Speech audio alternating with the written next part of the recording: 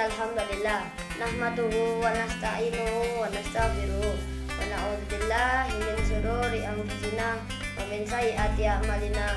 May yahdihillahu fala mudilla lahu wa man yudlil fala hadiya lahu. Asyhadu an la ilaha illallah wa asyhadu anna Muhammadan abduhu wa rasuluh. La nabiyya wa la rasula ba'da. Amma ba'du. Segala puji bagi Allah, Tuhan semesta alam, yang telah memberikan rahmat serta nikmatnya sehingga kita semua dapat berjumpa pada kultum yang berbahagia pada hari ini. Tak lupa juga salawat serta salam tetap tercurahkan kepada baginda Nabi Muhammad SAW yang telah melimpahkan rahmatnya sehingga kita dibawa olehnya dari zaman ke-8 menuju zaman yang insya Allah terang benderang ini, yakni Adinul Islam.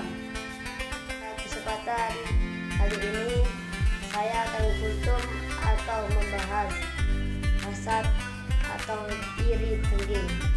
Kita sebagai sesama muslim harus saling mengingatkan dan harus saling menguatkan antara satu dan yang lainnya, dan jangan sampai kita sesama muslim saling hasad atau dengki kepada sesama muslim lainnya. Hal ini tercantum dalam surah An-Nisa ayat 32 yang berbunyi, wala tatamannu ma faddalallahu bihi ba'dakum ala ba'di walil rijali nasibum mimma iktasabu walin nisa'i nasibum mimma iktasabna.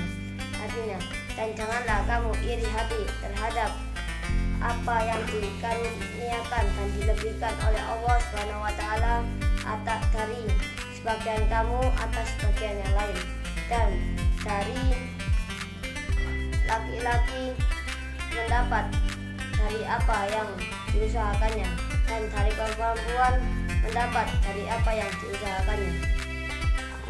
Jadi syukurilah apa yang telah dikaruniakan oleh Allah Subhanahu wa taala, dan kita juga jangan iri terhadap apa-apa yang diberikan serta dilebihkan oleh Allah Subhanahu wa taala kepada orang lain.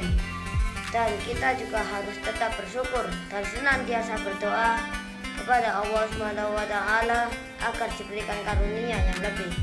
Oh iya, di sini apakah ada yang sudah tahu apa itu hasad? Hasad secara bahasa adalah dengki dan secara istilah adalah syarah.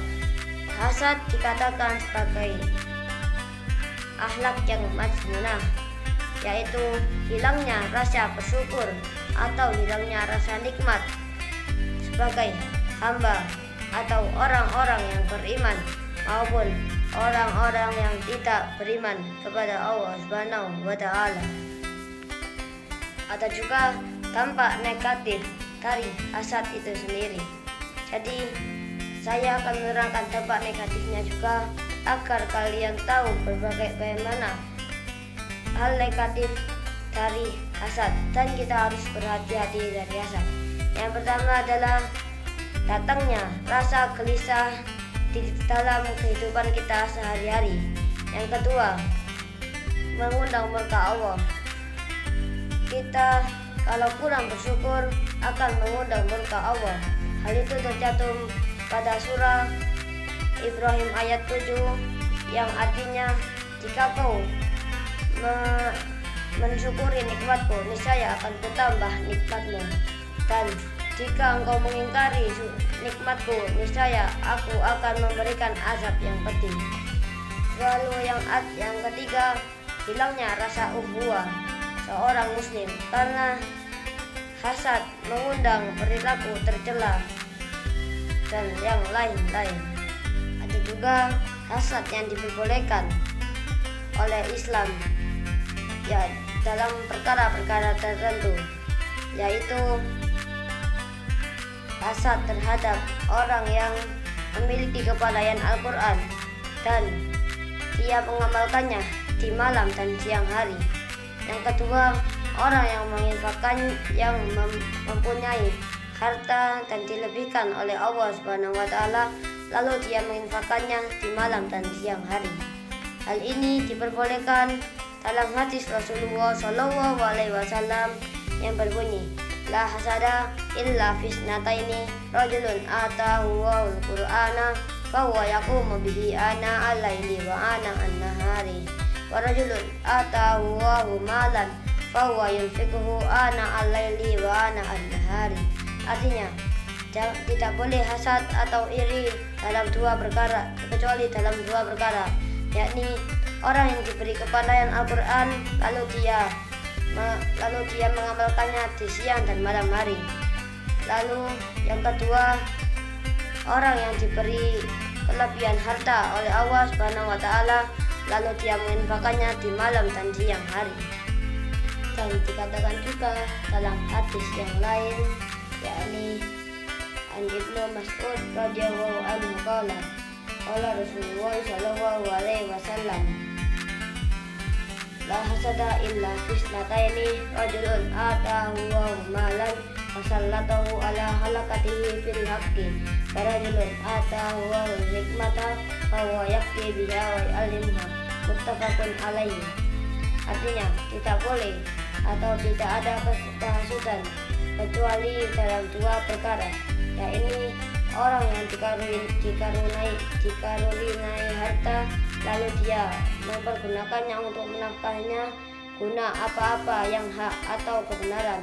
Lalu seseorang yang diberi ilmu pengetahuan oleh Allah kemudian ia menggunakan ilmunya itu untuk memutuskan perkara antara dua orang atau dua golongan yang berselisih, dan serta mengajarkan ilmunya itu pula. Adapun obat-obat dari penyakit hasad, dan agar kita dapat mengetahui bahwa hasad itu adalah penyakit yang tidak baik dan perlu kita jauhi. Yang pertama adalah bersyukur kepada Allah Subhanahu wa taala, baik yang banyak ataupun yang sedikit. Yang kedua adalah selalu memandang ke bawah atau melihat ke bawah orang yang ada di bawah kita dalam masalah atau perkara dunia.